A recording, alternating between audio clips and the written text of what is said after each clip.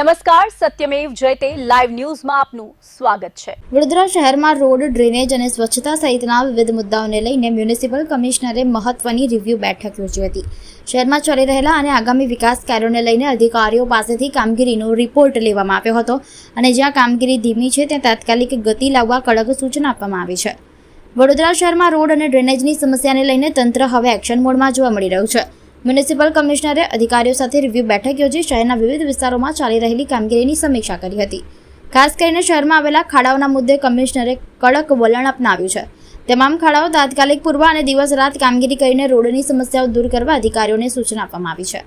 ડ્રેનેજની સમસ્યાને લઈને પણ મહત્વની સૂચનાઓ આપવામાં આવી છે। શહેરમાં જ્યાં ડ્રેનેજ અને પાણીની લાઇનનું કામ બાકી હોય ત્યાં રોડ બનાવવામાં ન આવે અને પહેલા જરૂરી ઇન્ફ્રાસ્ટ્રક્ચરનું કામ પૂર્ણ કરવામાં આવે તેવી સૂચના આપવામાં આવી છે। વડોદરા શહેરમાં અંદાજે 70% જેટલા આરસીસી રોડનું આયોજન કરવામાં આવ્યું છે। જો કે આરસીસી રોડ બનાવતા પહેલા ડ્રેનેજ, પાણી સહિતની જરૂરી કામગીરી પૂર્ણ કરવાની રહેશે કે જેથી રોડ બન્યા બાદ ફરીથી ખોદકામ કરવાની સ્થિતિ ઊભી ન થાય। આ ઉપરાંત શહેરના ચારેય ઝોનમાં નવા વેજીટેબલ માર્કેટ શરૂ કરવા અંગે પણ બેઠકમાં ચર્ચા કરવામાં આવી હતી। સાથે જ શહેરમાં 50 નવી આંગણવાડી શરૂ કરવા અંગેના આયોજનની પણ સમીક્ષા કરવામાં આવી છે। શહેરની સફાઈ વ્યવસ્થાને વધુ મજબૂત બનાવવા માટે નવા મશીનોની ખરીદી અને જરૂરી સ્ટાફની ભરતી અંગે પણ ચર્ચા થઈ હતી। સ્વચ્છતા સંબંધિત કામગીરી ઝડપથી પૂર્ણ થાય અને શહેરમાં સફાઈની વ્યવસ્થા વધુ અસરકારક બને તે માટે અધિકારીઓને જરૂરી કાર્યવાહી કરવા માટે સૂચના અપાઈ છે। ટ્રાફિક સિગ્નલની વ્યવસ્થા, શહેરમાં વધતા દબાણો અને ખુલ્લા પ્લોટોની સફાઈ જેવા મુદ્દાઓ પણ બેઠકમાં ચર્ચાયા હતા। ખાસ કરીને ખુલ્લા પ્લોટોમાં ગંદકી ન થાય અને શહેરની સ્વચ્છતા જળવાઈ રહે તે માટે તાત્કાલિક પગલાં લેવા જણાવાયું છે।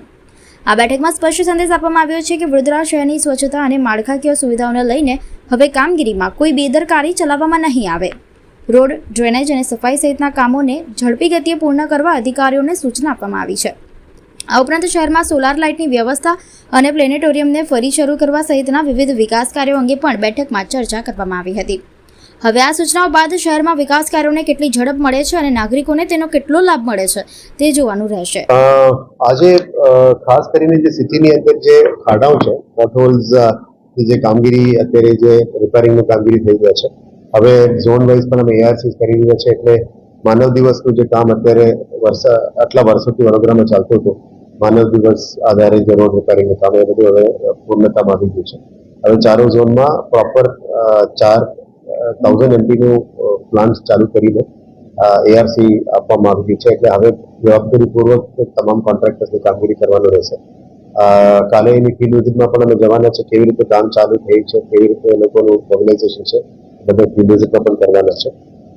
સાથે સાથે ખાડાઓ સાથે સાથે ગ્રીવન્સ એડ્રેસર, જે પબ્લિકની ગ્રીવન્સીસને 24 કલાકમાં નિકાલ કરવા માટે તમામ ડીઈઝને સૂચના પણ આપવામાં આવી છે। એમાં નિકાલની વધારે ટાઈમ થાય તો એને વહેલા તકે પૂરું કરવાનું કીધું છે અને સાથે સાથ આ સમયસર નિકાલ કરવા સાથે સાથે પબ્લિકનું સેટિસ્ફેક્શન પણ વધારવાનું કીધું છે। હવે જે રીતનું વીએમસી અને અર્બન ડેવલપમેન્ટ ડિપાર્ટમેન્ટ અને સીએમ ઓફિસ તમામ ફોલો કરી રહ્યા છે પબ્લિક સેટિસ્ફેક્શન માટે, એને સુધારા લાવવાની કામગીરી અમે પહેલા 12% સેટિસ્ફેક્શન લેવલ હતી, હવે 48% આવી ગયું છે। હવે એને 80% સુધી સેટિસ્ફેક્શન લેવલ્સમાં લઈ જવા માટે આપણે મહેનત કરી રહ્યા છે। એટલે નંબર 1 પ્રાયોરિટી અત્યારે ડેપ્યુટી એન્જિનિયર્સ લેવલમાં, વોર્ડ લેવલમાં જે મેજર પ્રશ્નો છે, ડ્રેનેજ, વોટર કન્ટામિનેશન, રોડના પોટહોલ્સ અને સેનિટેશન અને સ્ટ્રીટ લાઇટ્સ, આ મેજર 5 કમ્પ્લેન્ટ્સ છે। એને વહેલા તકે પૂરું કરવા માટે સૂચના આપી છે। તેનું ઇમ્પ્રુવમેન્ટ્સ આવી છે અને આજે પણ અમે સમયસર એને નિકાલ કરવા માટે મહેનત કરી રહ્યા છે। આવનારા દિવસોમાં વડોદરા શહેરની ડિજિટલ ટ્વિન બનાવવાની વાત હતી। આ ડિજિટલ ટ્વિનની પ્લાનિંગ્સ પણ અમે ધીરે ધીરે આગળ લઈ જઈ રહ્યા છે। અત્યારે ડિસ્કશન ફેઝમાંથી નેક્સ્ટ ફેઝમાં લેવાની છે।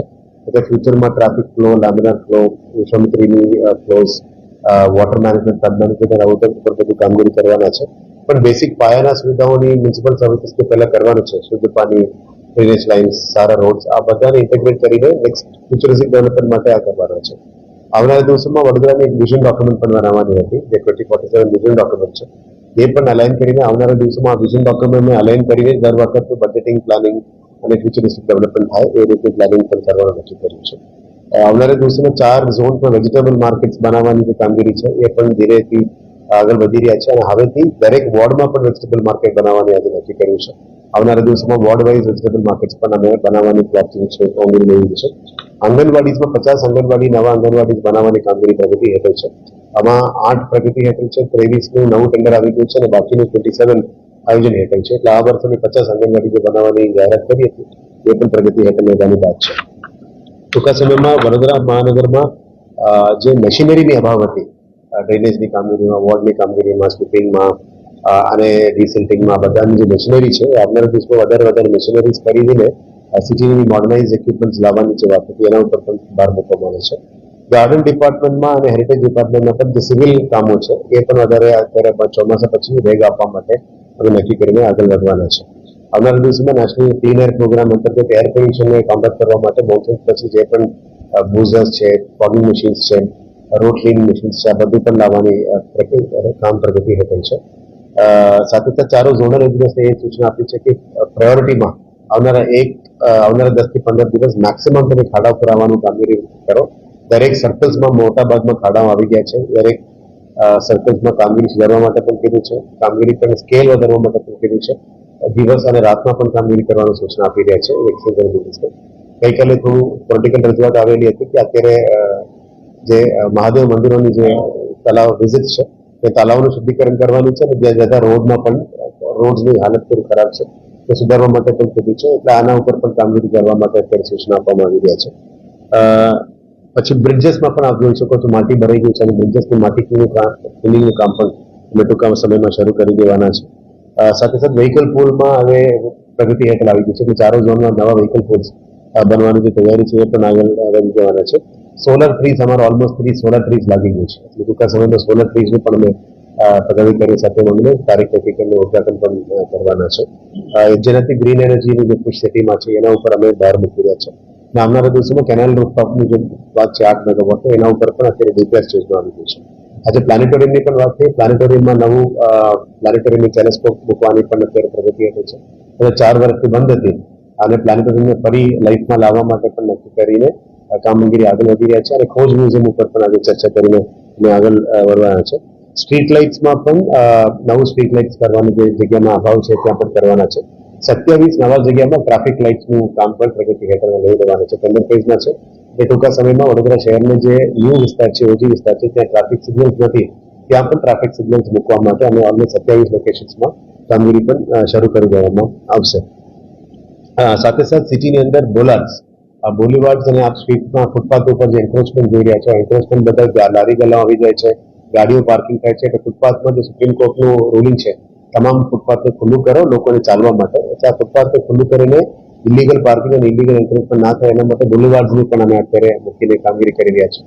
આ બોલીવાર્ડ્સ મૂકવાથી જ દબાણ ઓછું થઈ શકે અને લોકોમાં ટ્રાફિક ડિસિપ્લિન પણ લાવી શકાય એ બાબતની ચર્ચાઓ છે. અને ટ્રાફિક ડિપાર્ટમેન્ટ સાથે મળીને પણ અમારું આ કામગીરી આગળ લઈ જવાનું નક્કી કર્યું છે. ઝૂમાં પણ આજવા સફારી પાર્કમાં જે ઝૂ વિસ્તાર છે નવા ડિઝાઇન માટે આવી ગયું છે. આ વખતે એક નમો આરોગ્ય વન અને નમો અર્બન મોલ એ પણ રાજ્ય સરકાર અને ભારત સરકાર માટે આવ્યું છે.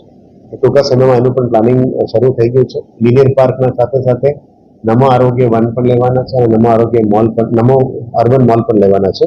અને કોઈન મ્યુઝિયમને પણ શિફ્ટ કરવાની અત્યારે વાત ચાલી રહી છે. એ કેવી રીતે કરવી એ પણ આપણે પ્લાનિંગ કરી રહ્યા છે. હવે આવનારા દિવસોમાં સ્વચ્છતા બાબતમાં પણ અત્યારે વરસાદ સમયમાં બહુ સારું કામગીરી સેનિટેશન ડિપાર્ટમેન્ટે કરી હતી. હવે ધીરે ધીરે થોડું દબાણો વધી રહ્યા છે. સિટીમાં સ્વચ્છતાનો થોડો અભાવનો ઇસ્યુ આવી રહ્યા છે. એટલે આજે તમામ સેનિટરી ઇન્સ્પેક્ટર અને બોર્ડ ઓફિસર્સને પણ આવીને કડક ભાષામાં કીધું છે સિટીમાં સ્વચ્છતા ઉપર 100% ફોકસ કરો અને દબાણો વધારે ના થવું જોઈએ, દબાણ દૂર કરો અને ફૂટપાથને ખુલ્લું કરો અને સૂચના આપી છે. અને એન્ક્રોચમેન્ટ ડિપાર્ટમેન્ટને પણ અત્યારે અમે સૂચના આપી છે. એટલે ધીરે ધીરે આના ઉપર કામગીરી પણ આગળ લઈ જવાના છે. માર્કેટ્સ તરફથી પણ આ ઓફિસ ક્લીનિંગ, ઓફિસ સફાઈની વાત હતી. એટલે આવનારા દિવસોમાં માર્કેટ સુપરવાઇઝર તરફથી વગેરે માર્કેટમાં પણ થોડું ધ્યાન રાખીને સ્વચ્છતાનું જાળવી રાખવા માટે એમને સૂચના આપવામાં આવી છે. આવનારા દિવસોમાં જે એડમિનિસ્ટ્રેટિવ પ્રક્રિયામાં જે આપણે કોન્ટ્રાક્ચ્યુઅલ સ્ટાફ લેવાના છે, પરમનન્ટ સ્ટાફ લેવાના છે, એ બાબતનો જે જની બોડીનો ઠરાવ થઈ એના આધારે આવનારા દિવસમાં રેક્રુટમેન્ટ ભરતી કરવાની પણ પ્રક્રિયા અમે ટૂંકા સમયમાં હાથ ધરવાના છે. અને ક્વોલિટી કંટ્રોલ સેલ અને ક્વોલિટી વર્ક્સ ઉપર ભાર મૂકવા માટે નિર્ણય કરવામાં આવ્યું છે. એટલે પ્લાનિંગ અને ક્વોલિટી કંટ્રોલ સેટની પણ ઓલમોસ્ટ સ્ટડી થઈ ગઈ છે. એટલે આવનારા દિવસોમાં એની પણ જની બોડીને લઈ જઈને એની પણ પાસ કરીને વડોદરા શહેરમાં જે પણ કામ થાય એમાં મેજર આપણા માટે કન્સર્ન છે ક્વોલિટી. આ ક્વોલિટીમાં અને ક્વોલિટી કંટ્રોલ વિજિલન્સ સફળ કરવા માટે વિજિલન્સ સેલનું પણ અમે વાત કરી હતી બજેટમાં. એ વિજિલન્સ સેલનું પણ ઊભું કરવા માટે અમે અત્યારે તૈયારીઓ ચાલી રહ્યા છે. હેરિટેજમાં પણ માંડવી ગેટ અને લાલ કોટમાં કામગીરી પ્રગતિનું ચાલી રહી છે એવું મને જાણવા મળ્યું છે અને પછી ફિલ્ડ વિઝિટમાં પણ જઈને એનું રૂબરૂ પણ વિઝિટ કરવાનો છે. એટલે આવનારા 15 દિવસમાં રોડની પોટહોલ્સ ભરવા માટે પ્રામાણિક આપવામાં આવશે. અને પબ્લિક ગ્રીવિયન્સ જે ડ્રેનેજ ઉભરાવાનું પાણી કન્ટામિનેશનનું કામો છે તેના ઉપર વધારે ભાર મૂકવામાં આવે છે.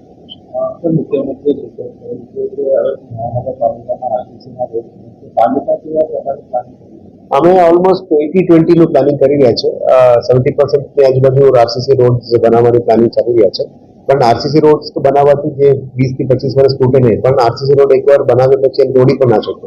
એટલા માટે ડક્ટિવિટી અને પહેલા ઇન્ફ્રાસ્ટ્રક્ચર જે ડ્રેનેજ પાણીનું ઇન્ફ્રાસ્ટ્રક્ચર છે એ કરવા પડે જરૂરિયાત છે. એટલે મેક્સિમમ આરસીસી રોડ અમે ઓજી વિસ્તારમાં લેવાની પ્લાનિંગ કરી રહ્યા છે, જ્યાં બિલકુલ ત્યાં કઈ સુવિધા જ નથી. ત્યાં આરસીસી રોડ અને ડ્રેનેજ પાણીનું ઇન્ફ્રાસ્ટ્રક્ચર સાથે કરીશું.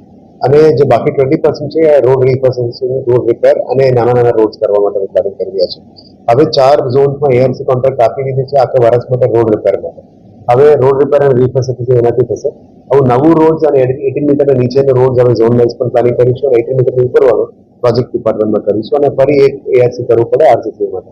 એ અમે પ્લાનિંગ ફેઝમાં લઈ લીધા છે. હવે કયા રોડમાં આરસીસી રોડ કરી શકાય એવું સૂચનો પણ અમે નીચેથી મંગાવી રહ્યા છે.